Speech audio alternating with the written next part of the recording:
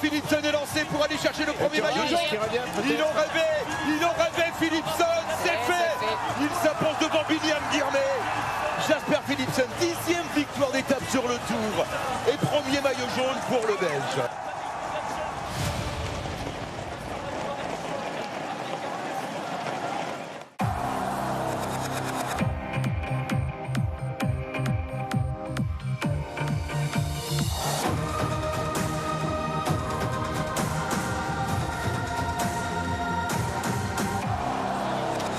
Bonjour à tous, bienvenue en direct sur France 2. Bonjour Boulogne-sur-Mer.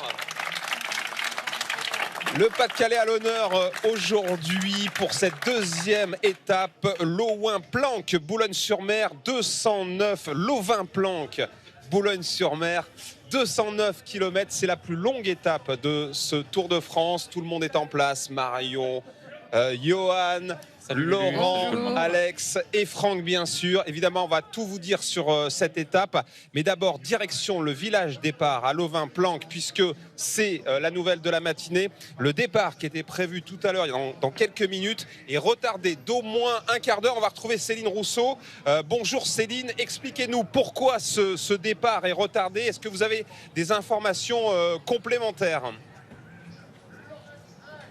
Bonjour Laurent et bonjour à toute l'équipe. Et oui, départ devait être donné de Lovin-Planck à 12h15. Il sera donné normalement à 12h30 tout simplement parce que vous voyez peut-être ce filet d'eau. Eh bien, il pleut énormément depuis ce matin. C'est pas la belle image du Nord qu'on aime renvoyer, mais tout simplement, nous sommes dans un petit village, ici 1600 habitants, une seule voie d'accès. Et la suite, c'est Benoît Génozo, directeur sportif de l'équipe Total Energy, qui va nous la raconter parce qu'il était dans le bus. Les derniers bus viennent seulement d'arriver, donc impossible de donner le départ à temps, Benoît. Bah oui, c'est une situation un peu inédite. Nous, on était pourtant à l'heure, on est parti à 9h30 de notre hôtel comme prévu. On est arrivé sur site à l'heure prévue également, mais après c'est vrai que les voies d'accès et la météo, je pense qu'elle a dû jouer un mauvais rôle aussi. Donc voilà, après on a fait en sorte que les coureurs ne soient pas impactés par cette situation et voilà, donc il n'y a pas de stress particulier pour aborder cette étape. Vous êtes resté bloqué un long moment, notamment derrière un ou deux bus qui se sont enlisés. Ben, c'est ce qu'on a su après. Ouais. Au début, on pensait que c'était la caravane publicitaire, mais en fait, après, on a appris qu'il y avait eu quelques difficultés d'accès pour certaines équipes. Mais bon, voilà, on a pris ça avec le sourire et ça ne va pas changer notre journée. Une journée qui s'avère déjà compliquée quand même. Oui, bah de toute façon, ça on le savait. La journée, c'est une très belle étape avec un final musclé, on va dire ça comme ça. Et voilà, nous on est focus pour notre journée. La journée d'hier s'est plutôt bien passée. On va tâcher de rester dans cette dynamique. Merci beaucoup Benoît. Benoît avec notamment Anthony Turgis qu'on entendra peut-être tout à l'heure qui porte le maillot vert aujourd'hui, Laurent. N'hésitez pas Céline à tout à l'heure pour les premières réactions. C'est vrai que c'est assez rare quand même qu'un départ soit retardé, surtout de 15 minutes voire plus. Oui, mais ça arrive, mais le Tour s'adapte à tout, Laurent, heureusement. Donc voilà, il y aura un quart d'heure de décalage, ça, c'est pas dramatique. Non. Nous aussi, on va s'adapter, évidemment. Alors, c'est vrai qu'une fois que les équipes sont arrivées sur site, il y a un protocole à respecter, il y a le podium signature, etc. Et tout ça est décalé d'au moins 15 minutes en raison de l'arrivée tardive des équipes sur site à Lovin-Planck. Parce qu'il tombait des cornes ce matin. Oui, dans la région. À Boulogne-sur-Mer aussi. Ça s'est un peu calmé, là, heureusement, mais oui, on a été bien arrosé en arrivant sur site. Tiens, juste une question, mon cher Franck. Derrière nous, quel est cet édifice ? Ah, là, vous avez une extraordinaire coupole. En fait, ça vous fait comme une espèce de tiare. Je regardais à l'écran, c'est pas mal ça, mon cher Laurent. En fait, c'est la coupole de la basilique Notre-Dame de l'Immaculée Conception de Boulogne. C'est une basilique qui a été entièrement reconstruite à l'époque de la Restauration parce qu'elle avait été tout simplement démontée, démolie à la Révolution. Quand on dit à la Révolution, c'est pas les révolutionnaires qui sont partis à l'assaut de l'Église, c'est qu'il y a eu la vente des biens nationaux, puis il y a eu la vente d'un certain nombre d'édifices religieux, et celui-ci a été vendu et démantelé tout simplement tout à fait tard, en 1798. Alors restez bien avec nous d'ici le départ. On a plein d'images à vous montrer. On va tout de suite regarder quand même le profil de cette deuxième étape qui devrait être réservée aux punchers. Aux punchers aujourd'hui. Hier, c'était le jour des sprinters à Lille. Aujourd'hui, c'est le jour des punchers avec donc une étape très longue, 209 km. Vous l'avez dit, Laurent, c'est la plus longue du Tour de France. Il n'y a que deux étapes de plus de 200 km cette année au programme du Tour de France. Et regardez ce final avec 3 côtes courtes mais très raides dans les 25 derniers kilomètres. Et il y aura beaucoup d'animation avec en plus un final en côte. Marion, ici à Boulogne-sur-Mer. Oui, oui, oui. Et puis même les approches, quand même, des difficultés sont assez sinueuses avec pas mal de descentes, beaucoup de virages. On a vu, il y a beaucoup plu, il a beaucoup de pluie ce matin. Donc la route s'annonce humide. C'est vraiment un final pour costaud. On parle beaucoup des punchers, mais pourquoi pas voir des coureurs comme Pogacar qui affectionnent également des classiques, parce qu'aujourd'hui, c'est une vraie classique. Et Mathieu Van Der Poel qui a coché cette étape. Oui, puis son équipe si elle était complexée, je ne crois pas que ce soit le cas, mais en tout cas, elle a réussi déjà son entame du Tour avec une victoire d'étape et le maillot jaune sur le dos. Ils auront du travail, ils vont contrôler et à double titre parce que voilà, peut-être que ce sera un poil dur pour Philipsen, mais Van Der Poel peut gagner l'étape. Et attention au vent encore aujourd'hui, parce que les ascensions, tout le temps vers le sommet, ça sera dégagé. Donc ça va encore tendre un peu plus le peloton après une journée qui a déjà été très difficile hier. Oui, c'est ça. Oui, dès le départ. Dès le départ, très très difficile. Et surtout, ce matin, j'entendais à mon réveil, j'entendais la pluie tomber comme ça. Et quand tu es coureur et que tu te lèves le matin, tu ouvres les rideaux et tu vois la pluie, tu sais que la veille, tu as ramassé. Mais un peu comme tout le monde, quand tu vas au travail et que la météo, ça a quand même son impact. Il y a un paquet de coureurs qui n'affectionnent pas du tout la pluie et en plus on en rigolait tout à l'heure avec Jaja, mais ça glisse vraiment. Les hydrocarbures qui sont sur la route, ça fait un moment qu'il n'a pas plu, ça rend la chaussée très glissante. On voit la nervosité qu'il y avait dans le peloton hier, ça va être encore pire aujourd'hui. Petite pensée pour Lenny Martinez qui s'est accroché toute la journée. On peut d'ailleurs le revoir parce que c'est vrai qu'hier il est arrivé avec plus de 9 minutes de retard, lanterne rouge juste avant la voiture balai. C'est vraiment un coup sur la tête d'entrée pour lui. Et on n'a pas eu plus d'explications d'ailleurs. Ouais, on se dit, est-ce qu'il est malade On ne sait pas trop. Lui, il n'a pas parlé. Son équipe a communiqué qu'il était dans une mauvaise journée, mais on s'en était rendu compte. Il est arrivé dernier. Bon, il a fini l'étape. Il a géré la crise. Voilà, si c'était sa pire journée du Tour, c'est passé. Et on verra bien. Il ne faut pas que ça continue comme ça, parce que jour après jour, s'il arrive tout seul, s'il fait des kilomètres tout seul, il va s'épuiser. On a l'impression qu'Yates aussi avait l'air malade. Il y avait quelques coureurs qui avaient l'air malades. Louis Barré, effectivement. Et puis aussi les coureurs qui sont tombés. Benjamin Thomas notamment sur une journée comme ça aujourd'hui, même s'il a le maillot à poids, quand tu tombes sur le Tour de France le lendemain quand même c'est compliqué. On va peut-être en savoir un petit peu plus puisque Lenny Martinez est en compagnie de Céline Rousseau. Première journée difficile hier, on vous a vu à la peine. Ouais, non, honnêtement hier c'était pas ma journée.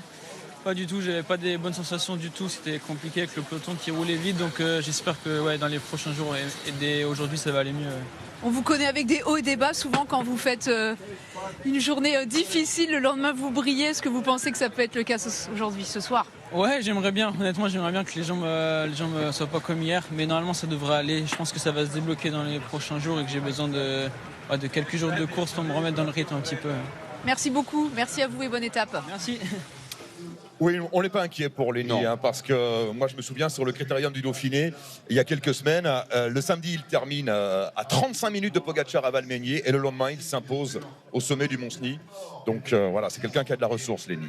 Il y a encore deux images que je voudrais vous montrer de l'étape d'hier avant qu'on parle de Lovin-Planck avec Franck. C'est d'abord Caden Groves parce que c'est le poisson pilote de Philipsen qui a fait un véritable numéro d'équilibriste à 4 km à peu près de l'arrivée. On l'avait pas vu celle-là, ça nous avait échappé. Ah oui, il est habile, mais les sprinters sont des vrais pilotes et on le voit avec Caden Groves.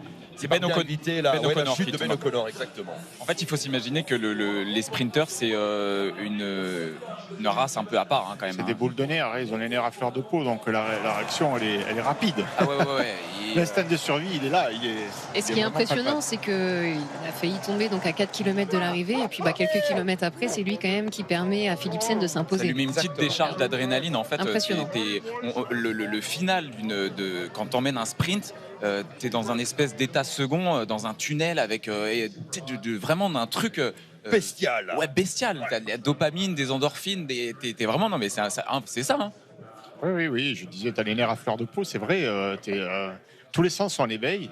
T'es habité, t'es dans un état anormal, c'est vrai. On dit souvent qu'on débranche le cerveau quand même. Ouais, c'est ça, exactement. C'est-à-dire que t'as pas trop le temps de réfléchir et avec le recul, après, quand tu y repenses, ça arrive parfois le soir, quand tu es au calme dans ton lit, tu revis ces moments-là et tu te dis, ouf, qu'est-ce que j'ai pris comme risque en fait. Mais non, sur le moment, dans le vif du sujet, tu fais les choses à l'instinct et ça se passe plutôt pas mal la plupart du temps. Ouais. Et puis il y a une autre image alors qui a fait parler sur les réseaux sociaux qui est assez marrante. Ce sont tous les coureurs qui ont fait une pause pipi au même moment et surtout ce qui est impressionnant c'est qu'ils étaient tous, regardez, en ligne 70 coureurs. Hein. Alors, mais chacun avait son emplacement réservé, je crois. Ça, hein. Parce qu'il y a très peu d'endroits où ils peuvent être tranquilles pour faire ça. Et puis surtout, oui, voilà, il y a beaucoup de public sur les routes du Tour de France. Donc dès qu'on a un endroit où il n'y a personne, on en profite. Et puis il faut savoir qu'il y a des amendes qui sont distribuées par les commissaires aux coureurs si ils font un besoin naturel devant des spectateurs. Mais ils se mettent d'accord. Alors il y a un code dans le vélo. Normalement, c'est une fois que le leader, le maillot jaune s'arrête, et d'ailleurs ça dit pisser. Et c'est comme ça que ça se passe. Et une fois que ça dit pisser et que le maillot jaune met pied à terre, et que l'échappée est validée, et bien l'ensemble des coureurs peuvent s'arrêter. Mais comme dit Marion, sur le Tour, tu as tellement de monde que parfois tu peux pas t'arrêter. Et alors j'entendais des confrères de je sais plus quel journal qui disaient non. Alors il y a 3 méthodes. C'est soit on fait pipi sur le vélo, bon on sort la zigounette et puis on fait pipi. Soit on s'arrête, ou soit on se fait dessus. Mais non, mais ça c'est une légende. Il n'y a pas de coureur qui surine dessus. Sauf quand il fait froid. Il faut qu'il fasse très très froid. Sauf sans le faire exprès. Ah oui, je te garantis que s'il fait très froid, si ça flotte et que ça roule à bloc, oui, t'as pas le choix. Hein. Ouais, tu te rappelles à Milan, San Remo en 2013, voilà, il avait neigé. Moi, je l'avais fait. Ça réchauffe en plus. Ouais, je l'avais fait, mais tu sais que c'est pas facile à faire. Hein. Non, c'est vrai. Faut arrêter de pédaler. Ce que font beaucoup de coureurs aussi, tu regardes qui s'arrête. Hein. Si c'est un bon qui s'arrête, là, tu dis là c'est le moment de s'arrêter. Hein. Ouais. Après, il faut pas profiter. Tant qu'il est à l'arrêt, il va rien se passer. Il a des coéquipiers qui l'attendent, donc voilà, c'est le bon moment. Il faut choisir son moment. Hein. Oui. Je me dis qu'heureusement que les coureurs ne sont pas en retard tous les jours, parce qu'on aurait des débats incroyables. Mais c'est quand même un des points qu'on peut aborder, c'est la vie du peloton, c'est humain, voilà. Oui, et puis surtout choisir des zones désertes, désertées par les spectateurs. Il y avait 1 million de spectateurs sur les routes hier à l'occasion de la première étape au Tour de Lille. Puis maintenant, tout le monde a un portable, donc à votre époque, il n'y avait pas de portable, donc personne ne pouvait prendre... Pas en course. Hein. Bon, Lovin-Planck, Franck, départ de cette deuxième étape. Parlez-nous un petit peu de cette commune. On ne parle jamais de cette commune, et pour cause, c'est un village, c'est 1600 habitants, Lovin-Planck, mais ce village a été mis très en avant par une personnalité qui est Christian Poiret, qui maintenant est le président du département du Nord et qui a été maire de 1995 jusqu'en 2022, et donc il a mis sa commune très en avant.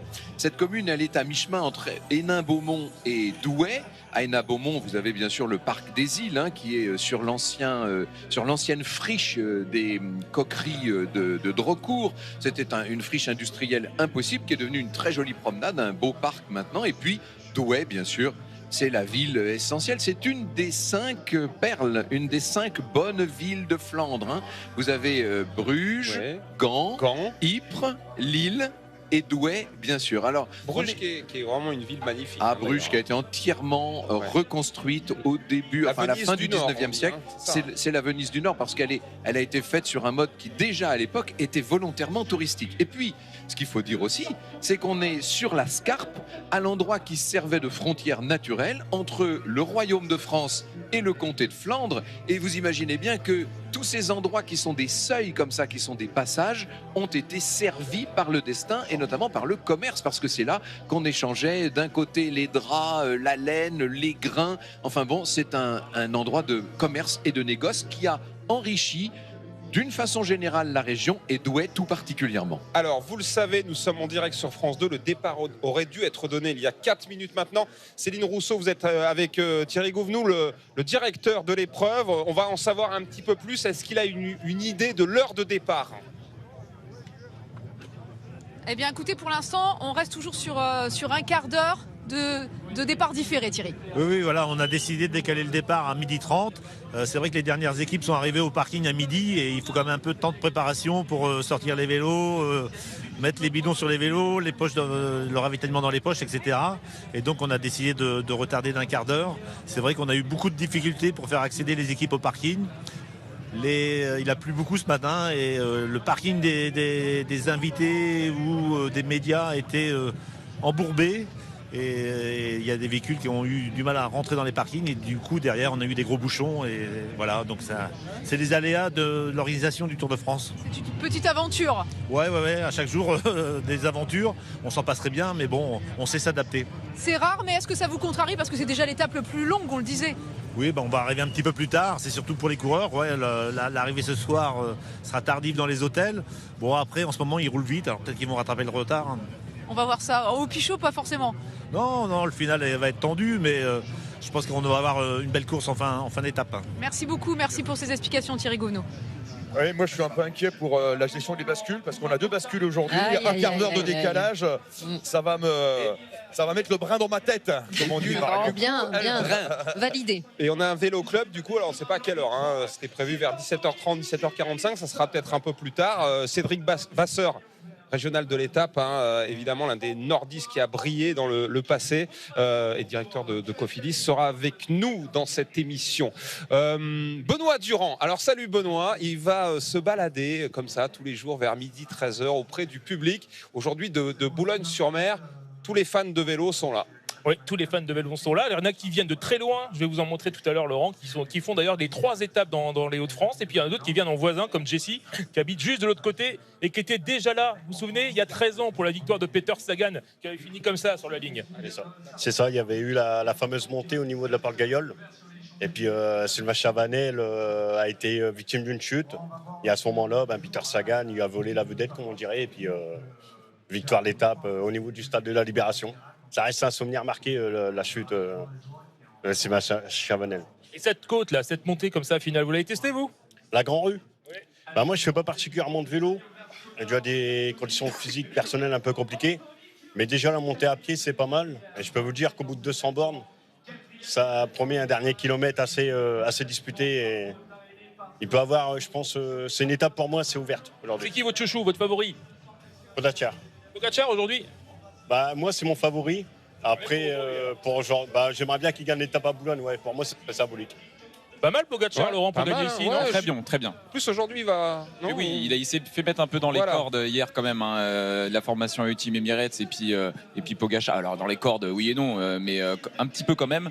Et qu'en descend le loustic, il va vouloir taper du poing sur la table. Il y a 2 grands favoris aujourd'hui, c'est Pogačar et puis Van der Poel. Est-ce que Pogačar voudra le maillot jaune de la 2e étape? C'est un peu la question. Allez, petite pause, on a le temps avant donc le départ enfin de cette 2e étape. À tout de suite.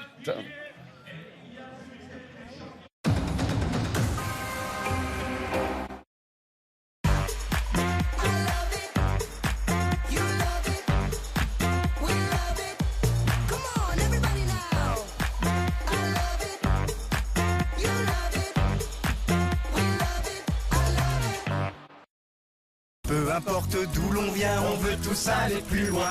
Et pour rester toujours en selle, le Red Bull nous donne des ailes. Rendez-vous à l'arrivée, rendez-vous à l'arrivée. Red Bull donne des ailes.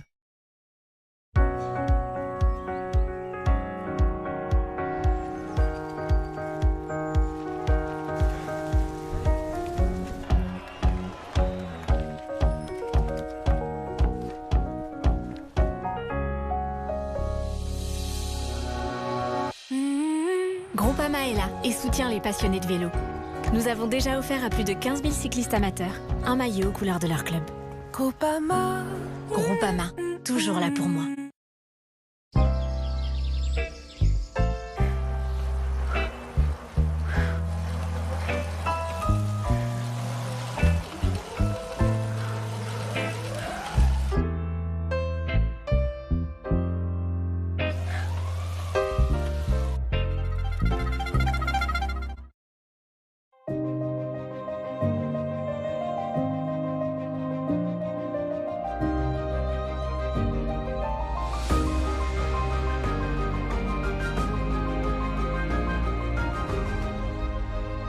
Plongez au cœur de la course à travers les yeux de ceux qui la vivent. Cofidis.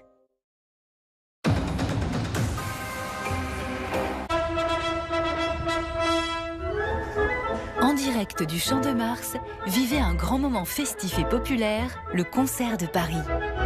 Pour célébrer le 14 juillet, Stéphane Bern vous accueille au pied de la Tour Eiffel pour assister à un concert unique au monde qui rassemble les plus grands talents de l'art lyrique et de la musique classique sous la baguette de Christian Macellaro.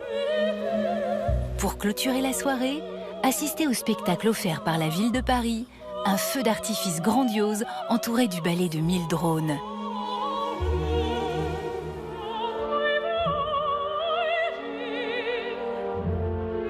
Le concert de Paris, suivi du feu d'artifice, en direct lundi 14 juillet à 21h10 sur France.tv et sur France 2.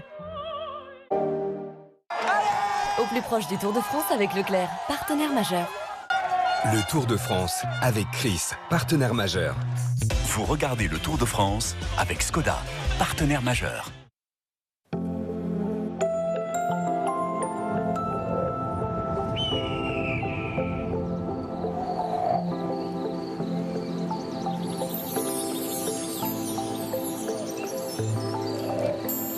Doté de 80% de la biodiversité des Hauts-de-France, le parc naturel régional des Caps et Marais d'Opale est un véritable concentré de patrimoine naturel. Nous sommes sur le Mont de Couple, sur la commune d'Audembert, dans le parc naturel régional des Caps et Marais d'Opale, qui est un des 5 parcs naturels régionaux des Hauts-de-France. On rencontre ici 80% environ de la diversité des milieux naturels des Hauts-de-France. On va du marais de Saint-Omer, le marais audomarois, jusqu'ici sur le littoral, avec au milieu des vallées profondes et puis cette curiosité géologique qu'on appelle la boutonnière du Boulonnais, un paysage de bocage. Juste derrière nous, on a les côtes anglaises. On travaille avec nos collègues anglais sur un projet de géoparc, un label de l'UNESCO, et ça sera une première. Une première parce que non seulement c'est transfrontalier, et puis la mer sera dans le projet. Avec ce géoparc, on veut raconter toute cette histoire commune, tout ce lien à la fois de la géologie, de la nature, des paysages, mais aussi ces liens très forts entre les hommes de part et d'autre, de ce détroit du Pas-de-Calais qui n'est pas une séparation, mais qui est une continuité en réalité.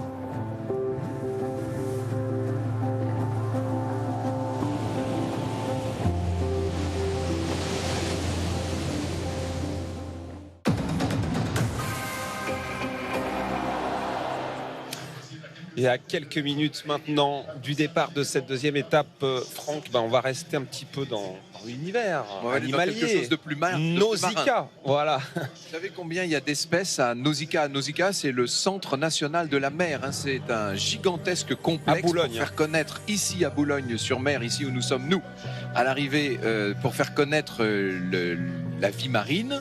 Et il y a 1600 espèces représentées, c'est-à-dire 58 000 animaux dans ces aquariums extraordinaires, avec notamment le plus gros aquarium d'Europe qui fait 10 millions de litres. Dites-vous que la totalité de contenance des aquariums de Nausicaa, c'est 17 millions de litres. Les chiffres sont inouïs quand on parle de Nausicaa, puisque les visiteurs sont entre 8 et 900 000 chaque année. Voilà. Vous imaginez. Alors on a reconstitué dans ce très grand aquarium là qui fait 10 millions de litres, on a reconstitué l'écosystème de l'île de Malpelo, qui est une île de Colombie. Et ça permet évidemment au public, derrière de grandes vitres, d'assister au spectacle de la vie marine. En 2022, il y a eu une convention qui a été signée avec l'Agence de l'environnement et de la maîtrise de l'énergie, vous savez, la fameuse ADEME. Et l'objectif, c'est justement de sensibiliser les visiteurs à toute la question de l'océan et de ses ressources. Alors, vous avez 2 types de parcours. Vous avez un parcours qui parle des rivages. Et là, c'est toute la vie marine dans ses échanges avec la vie terrestre. Et puis, bien sûr, le parcours grand large, c'est celui que le grand public plébiscite, parce que ce parcours grand large, il permet évidemment de se perdre dans le fond des océans, et c'est ce qu'on vient chercher à Nausicaa. Magnifique. Oui, Johan? Non. Vous avez visité déjà? Non, pas encore. Pas encore. Moi, j'ai déjà fait plusieurs fois. Et alors? C'est magnifique à faire, vraiment. Merci Marion. Le départ dans quelques instants. Dans 50 secondes, et on voyait 50 secondes, on a vu le visage des coureurs quand même. Alors forcément il est un peu fermé, puisque quand on voit la course qu'il y a eu hier, aujourd'hui il y a du vent de face, c'est ça Jaja au départ? Oui, c'est un vent d'ouest. Alors il soufflait pas ce matin, il pleuvait, mais depuis que la pluie s'est arrêtée, le vent a commencé à prendre un petit peu de force. Vent d'ouest, donc de face à la première partie. Julien Alaphilippe est avec Céline en direct.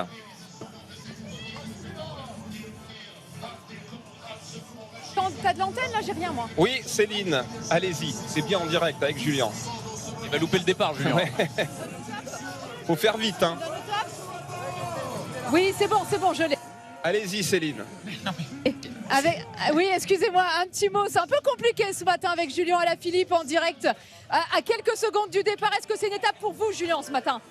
Sur le papier, ouais. Après, j'espère me sentir mieux qu'hier. Ça n'a pas été trop hier? C'était un peu compliqué, ouais. Là, c'est vraiment une arrivée pour les punchers. Ouais, il faut les jambes. Hein. Hier, je les avais pas, donc j'espère que ça ira mieux aujourd'hui. Il est un petit peu malade.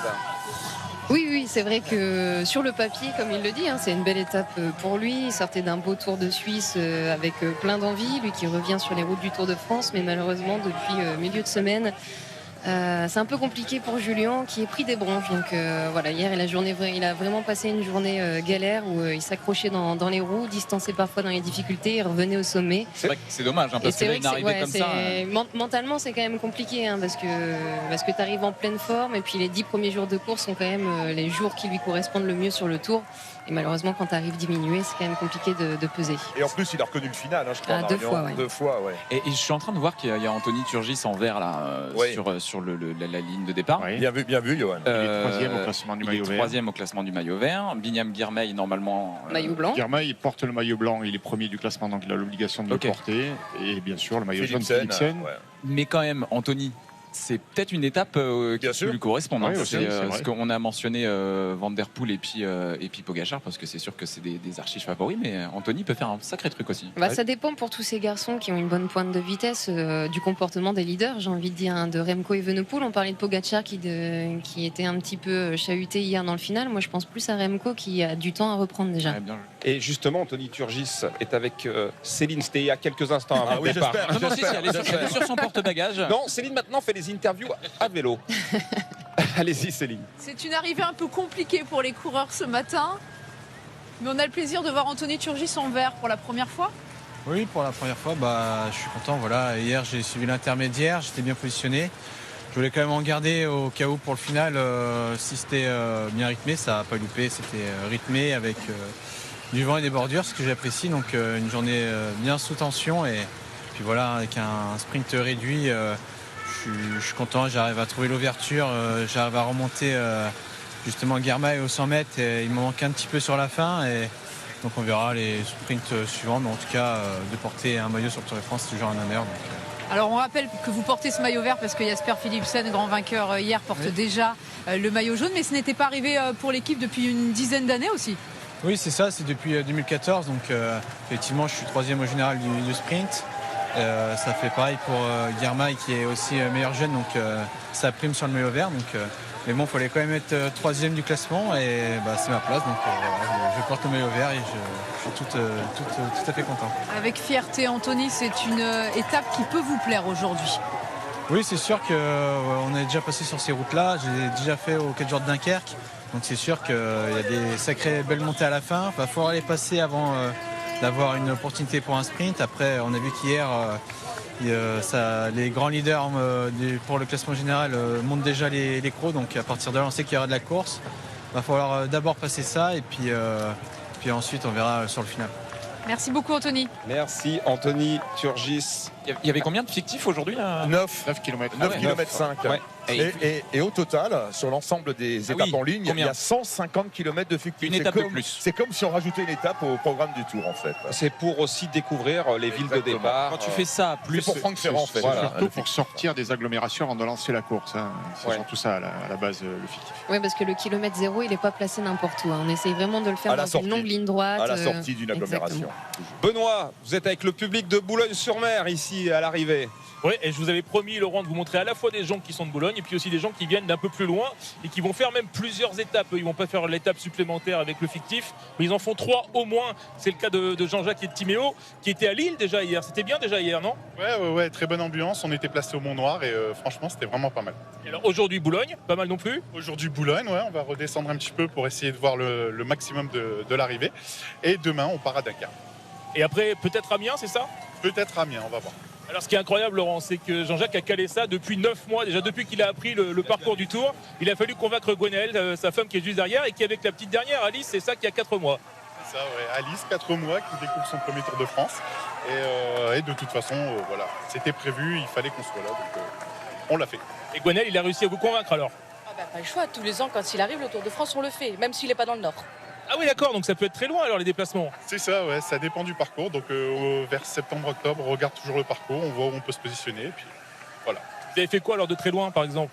On a déjà fait le Gers, des départs du côté de Hoche, de Toulouse, etc. Ouais, voilà. Ah ouais, pas mal. Et puis il y a Timéo, donc à qui vous voulez transmettre votre passion parce que vous suivez le Tour depuis 20 ans, vous m'avez dit. Et Timéo, c'est un de ses premiers? Ouais, il suit le Tour depuis, on va dire, 2 ans. 2 ans où j'essaye de l'initier un petit peu. Et voilà, on voit ce que ça donne. On le force pas, mais apparemment, il aime bien l'ambiance. Pas mal, Timéo? C'est bon. Pour l'instant, c'est pas. Il y a encore. Ça fait que 2 ans pour l'instant. La caravane pour l'instant, c'est ça qui l'attire le plus. Mais petit à petit, il commence à s'adapter un petit peu à la course.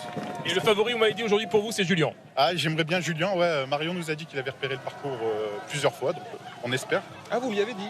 Eh oui, allez Julien, donc ici, on a beaucoup de supporters de Julien Alaphilippe ici, qu'on espère voir évidemment à l'arrivée en premier. Merci le Benoît. bras Laurent. Et si vous avez des questions à poser à Marion sur le pas, elle répondra donc à toutes vos questions. Elle est là Évidemment. aussi pour Bien, ça. avec plaisir. Merci Marion. Mais c'est génial ce qu'ils font parce que il y a le parcours qui est dévoilé au mois d'octobre et puis après ils s'organisent comme ça en famille, ils vont choisir les étapes où ils Et puis vont tu aller. vois, quand je parle avec les gens, c'est vrai qu'en fait on a plein de raisons pour aimer le Tour de France. Il y en a, c'est parce qu'ils regardaient le Tour de France avec leur grand-père quand ils étaient petits sur le canapé et du coup ils ont continué cette tradition. Il y en a, c'est parce qu'ils aiment la course à proprement parler et de regarder les attaques. Il y en a, c'est pour le patrimoine énormément d'ailleurs, parce que la France vue d'en haut, c'est beau. Franchement, on a vraiment plein de raisons de le regarder. C'est une très belle transition. C'est vrai. Johan, Il est doué, parce hein. que le patrimoine, voilà, il est très doué. Douai, pardon. Doué. Justement, la ville de Douai qui est à l'honneur maintenant avec vous, Franck. Les Douaisiens sont les enfants de Gaillan. Vous savez, Gaillan en picard, en ch'ti si vous préférez, ça veut dire le géant tout simplement. Et ce géant, il existe depuis 1530 avec son épouse. L'épouse du géant Gaillan s'appelle Marie Cagenon et on les sort régulièrement pour toutes les festivités douaisiennes. Alors Douai, c'est une des très belles et grandes villes de Flandre. D'ailleurs, ça a été la préfecture du département du Nord. Napoléon, en 1800, avait installé la préfecture à Douai. Et puis, en 1803, on l'a transférée à Lille, qui était la capitale de la traditionnelle et ancienne province de Flandre. Mais Douai a gardé quelque chose de sa grandeur native, avec notamment des monuments somptueux, à commencer par un beffroi qui fait 61 mètres de haut, 62 cloches dans le carillon. On est vraiment là dans le Nord tel qu'on peut l'imaginer, au sommet de sa tradition et de sa force. Douai, c'est aussi bien entendu une zone économique très importante et ça a été pendant longtemps l'un des pôles du bassin minier dont nous avons beaucoup parlé hier et que nous allons discrètement quitter dans le cours de cette étape d'aujourd'hui. En tout cas, il est déjà chaud pour l'après-midi. Oui, mais on a plein de belles choses à voir. Oui, le oui. bassin minier et puis la côte d'Opale qui est absolument merveilleuse. Superbe. Qui attend les coureurs. Exactement. C'est une région qu'on adore et puis c'est vrai que c'est un public qui est tellement fabuleux et qui aime le vélo. Je vais vous laisser rejoindre justement la cabine commentateur. On se retrouvera tout à l'heure pour Vélo Club. Le temps de voir une petite caméra embarquée. C'était lors de l'étape d'hier, la toute première.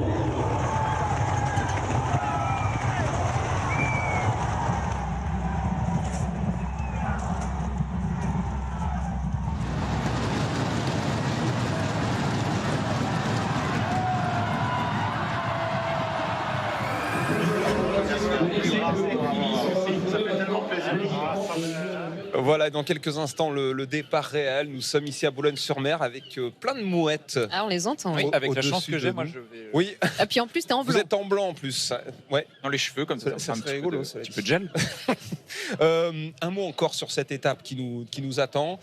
Vous dites, Marion, ça va se jouer entre puncher et leader. Et les sprinters, est-ce qu'ils peuvent trouver un petit trou de souris? Alors c'est vrai que les sprinters maintenant montent plutôt bien. Je pense à Philipsen qui a gagné déjà Milan-San Remo. C'est un final qui est très difficile, mais je pense que ça dépend vraiment de l'attitude du peloton.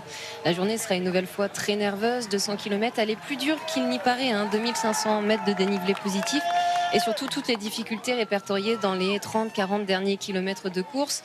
Hier, ça a été une journée déjà très tendue. Est-ce que certains leaders, moi je pense à un Remco Evenepoel qui a perdu du temps hier, est-ce qu'il ne sera pas revanchard, lui qui a déjà gagné des courses comme Liège-Bastogne-Liège à plusieurs reprises? Ouais, et puis c'est vrai que tu l'as vu, son interview à l'arrivée, il était... Voilà, il est resté positif. Il a admis qu'il y avait une erreur de la Soudal Quick-Step qui s'est endormie à un moment donné. Ils ont loupé la bordure, mais connaissant le bonhomme, il va forcément attaquer dans le final. Et c'est vrai, Anthony Turgis a parlé d'une course célèbre dans la région, c'est les 4 jours de Dunkerque. Et on a déjà emprunté ces routes, et c'est des routes qui sont très étroites. Tu as reconnu le final, il me semble, Marion. Je pense que le placement, il va être vraiment essentiel, et le travail de l'équipe, ça va être très important. Et à ce jeu-là, on a vu que la formation Alpecin de Koenig, ils étaient quand même très alignés. Allez, ils sont en place. Merci Boulogne-sur-Mer. À tout à l'heure, les amis, pour Vélo Club vers 17h45 avec Cédric Vasseur qui sera notre invité. Alex et Jaja, c'est à vous. Merci beaucoup mon cher Laurent, et Marion va nous retrouver dans quelques instants au poste commentateur où se trouve déjà Laurent Jalabert. Franck Ferrand également est déjà en place. Encore 4 km dans ce fictif effectué à petite allure derrière la voiture de Christian Prudhomme. Oui, on prend aucun risque évidemment. La chaussée est glissante. Oui, on n'a pas le droit de dépasser la voiture rouge du directeur de l'épreuve. On reste derrière, on contient les coureurs parce que on est dans une traversée urbaine. Il n'est pas question d'aller rouler vite ici. On voit bien que ça glisse d'ailleurs, ça bouchonne un tout petit peu. Et puis lorsqu'ils seront à l'extérieur, au moment opportun, la banderole indiquant le kilomètre 0 donnera le top départ de cette étape. Départ décalé de 15 minutes, on le rappelle, en raison de l'arrivée tardive de certaines équipes au podium signature et sur le parking qui leur était réservé. Tiens, les fameux géants. Eh bien, les voilà, nos géants. Voilà Gaillan et donc son épouse Cagenon, vous voyez, qui sont donc de vrais géants. Pourquoi sont-ils habillés comme ça dans le style de la Renaissance? Eh bien, tout simplement parce qu'ils ont été créés sous le règne de François Ier en 1530. Et donc, on n'a jamais tellement changé leur tenue. Elles ont un tout petit peu évolué avec le temps, mais le principe même d'une tradition, c'est de rester fidèle à ses origines. Et puis, vous voyez la splendeur de ce beffroi qui se dessine là-bas. Nous sommes dans l'agglomération douaisienne, bien entendu. Mais rassurez-moi, Franck, des géants, il n'y en a pas qu'à Douai, il y en a dans tous les villages du Nord, évidemment. Il y en a pas partout, pas dans tous les villages, loin de là, mais dans un certain nombre de villages du Nord, bien entendu. Et du Nord et de la Belgique, d'ailleurs. Ça fait partie de toute la tradition flamande. C'est là qu'évidemment, il est difficile de voir se superposer les anciennes provinces, en l'occurrence la Flandre, avec les nouveaux districts et les nouveaux découpages nationaux et régionaux. Alors évidemment, il ne fait pas suffisamment beau pour qu'on puisse voir tout ça du ciel. Donc les hélicoptères vont décoller dès que possible, mais pour l'instant, nous allons voir les choses à la hauteur.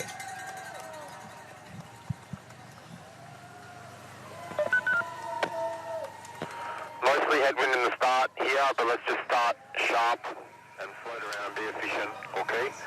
First possible crosswind moment will be after the city at kilometre 28. So at kilometre 35 is the first key crosswind part. But like I said in the meeting, it's a bit lower. I don't think it'll split there. La confirmation donc avec les instructions données depuis la voiture Ineos Grenadiers. Du vent de face au départ sur les premiers kilomètres. C'est un vent d'ouest, un vent qui vient de la mer et qui donc dans ces premiers kilomètres, puisqu'on va vers l'ouest, direction la Côte d'Opale, les coureurs l'auront de face et ensuite on va beaucoup bifurquer pour aller chercher les difficultés dont on a parlé dans la partie finale de l'épreuve. Et là, ça va devenir un allié pour certains coureurs, un ennemi supplémentaire pour d'autres. Pour l'instant, jusqu'à Tortequenne, on descend plutôt en direction du sud. Et puis effectivement, ensuite, tout le trajet, ce sera plein ouest.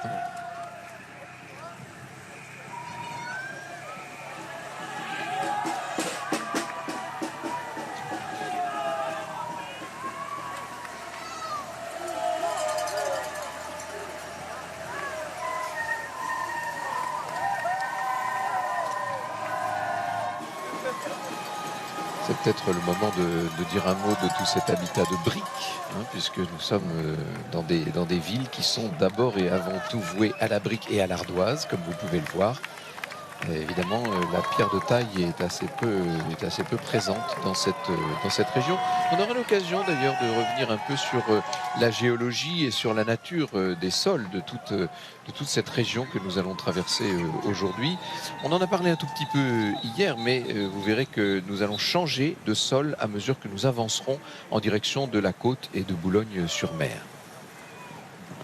Un petit mot, pardon Franck, sur la météo rapidement, hein, puisque vous le voyez, de fortes pluies arrosent le départ de l'Auvin-Planck. Et au cours de la journée, bien, les précipitations deviendront intermittentes.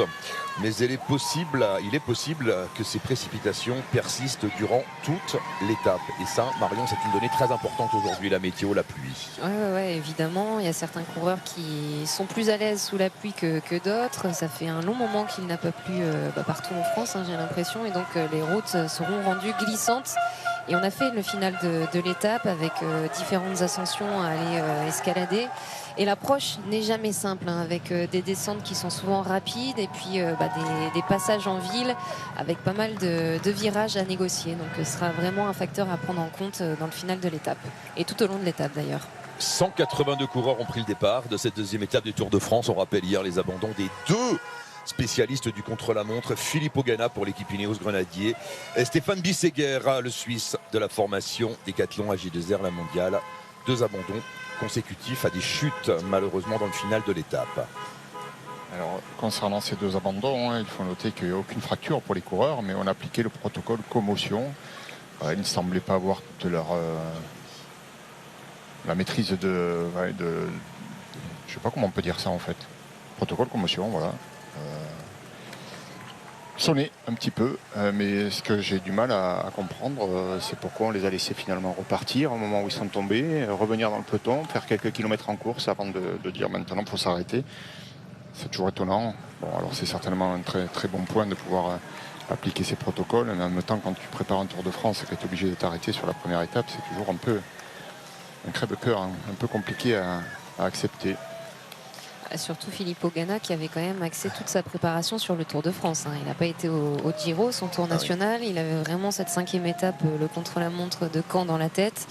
Donc ça a dû être terrible pour lui de devoir abandonner dès la première étape. Et puis pour toute sa formation Ineos Grenadiers, c'est évidemment. Et pour son leader Carlos Rodriguez, voilà, c'était hier la chute à gauche de l'écran de Filippo Ganna, le double champion du monde du contre-la-montre. On va retrouver à l'avant du peloton, juste devant le peloton, alors qu'on est à 2 km du kilomètre zéro, du départ réel de cette deuxième étape, Thomas Vauclair. Bonjour mon cher Thomas, des conditions difficiles aujourd'hui et puis ce départ décalé d'un quart d'heure, mais vous étiez à l'heure, je suis sûr Thomas, bonjour.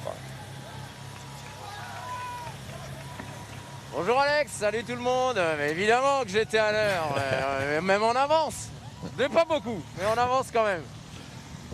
Écoutez, c'est compliqué, on va pas se le cacher. Il n'y a pas de start list, hein, des machins, ça je vous laisserai faire, donner les noms des coureurs, des trucs. Que vous dire, ça drache bien là. Et puis il y a du vent de face. C'est vrai que les équipes sont arrivées tardivement, mais elles étaient, elles, à l'heure, hein, par rapport à leurs repères habituels. Donc ça a été plus compliqué pour se garer et tout, ça a mis énormément de temps.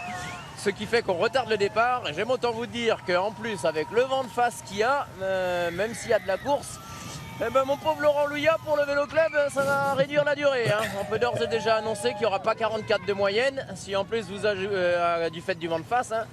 Mais par contre, à la fin, on ne va pas s'ennuyer, hein. Vous l'avez expliqué, ça monte, ça descend. Boulogne-sur-Mer, on est arrivé ici, si je ne dis pas de bêtises, en 2012 déjà. Je ne sais pas si on y est revenu depuis. Mais en tout cas, ouais, c'est ça, 2012. Ça monte, ça descend, il y aura du sport. On s'approche du kilomètre zéro. Je ne vois pas le moindre centimètre carré de ciel bleu à l'horizon.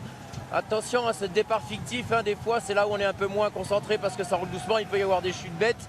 Je crois que ça n'est pas le cas puisque je n'ai rien entendu sur Radio Tour. Pour ma part, j'arrive au kilomètre zéro. Je vous souhaite à toutes et à tous une très belle étape sur les ondes de France Télévisions. Merci beaucoup Thomas. Tiens, il y avait une petite pancarte là sur la droite. Thomas revient. Oui. Il est là Thomas, hein. Il est là. Il est en course sur la moto-son. Eh oui. Ah, j'aurais fait le départ aujourd'hui là. Je leur aurais fait le départ Ah ouais là, pour bien les embêter là. Et bien on va voir ce qui va se passer Thomas dans moins d'un kilomètre maintenant. Il y aura quelqu'un pour faire le départ, il n'y a pas de doute. Hein. Beaucoup de coureurs ont enfilé l'imperméable. Mais pas tous. Pas tous, non, pas tous. On voit les coéquipiers, notamment du maillot jaune, là, qui n'ont pas mis d'imperméable. Ils savent très bien qu'ils vont être mis à contribution dès les premiers kilomètres pour filtrer les échappées, les attaques, contrôler quels sont les coureurs qui s'en vont, s'ils ont perdu du temps hier, quelle est la marge de manœuvre qu'on peut avoir et le temps qu'on peut leur accorder.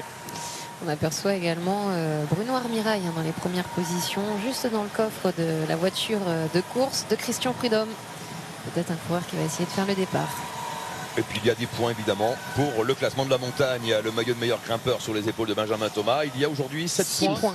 6 points. Ouais. 6 points. Il n'y a pas une cote de 4e catégorie aussi? Non. Il y a 2 de 4e et 2 de 3e. Ah, 2 de 4e, pardon.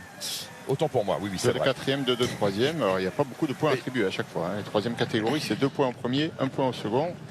Quant au code de 4e catégorie, il n'y a qu'un point. Je croyais que la côte du Trot était en 3e catégorie. Non, elle est bien en 4e catégorie. Ah, ça fait rire Marion. Non. Ça chambre, gentiment. Non, mais en plus, vous l'avez préparé cette étape. Oui, bon, avec vous. Hein, surtout. C'est une belle étape, un final magnifique le long de la côte d'Opale.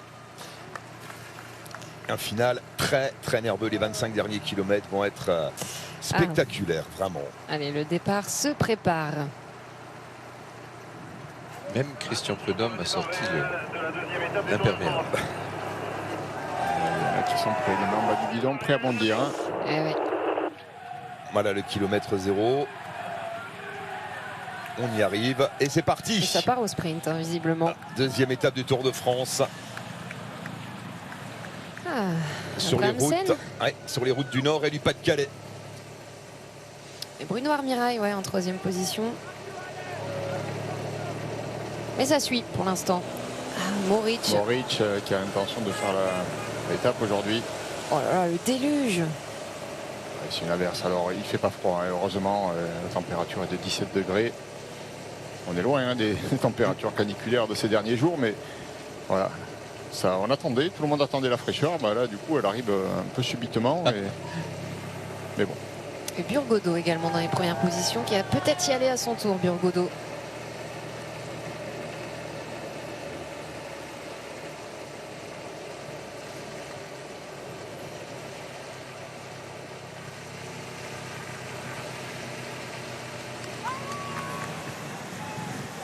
Benjamin Thomas à l'arrière du peloton. Benjamin Thomas qui est le premier Français à porter le maillot de meilleur grimpeur sur le Tour depuis Benoît Cosnefroy. C'était en 2020. Ça fait longtemps qu'un Français n'avait pas porté ce maillot de meilleur grimpeur dont on fête le 50e anniversaire aujourd'hui sur le Tour de France. Et la formation Israël qui relance. Attention à ces routes mouillées. Ça chasse, ça chasse. Il prend des risques là. C'est Chris Neylands. Oui, c'est Neylands, mais il devrait se méfier un peu. Hein. Il y va. Alors, Astana ou Israël première tech? Avec Astana. les impairs. Astana. Avec les impairs, c'est pas facile. Alors.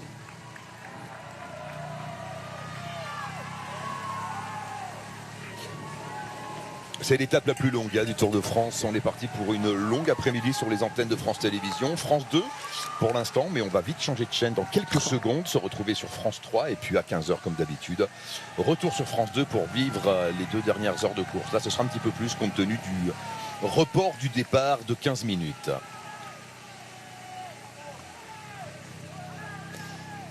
Il y a du candidat pour chercher l'échappée du jour. Malgré le vent de face dans ses premiers kilomètres. Toujours Bruno Armirail qui y va. Ouais, déjà échappé hier, évidemment, sur la boucle tracée autour de Lille, Bruno Armirail, le champion de France du contre-la-montre. C'est le début de l'étape. On se retrouve tout de suite en direct sur France 3 pour vivre ces premiers kilomètres de course. À tout de suite sur la 3.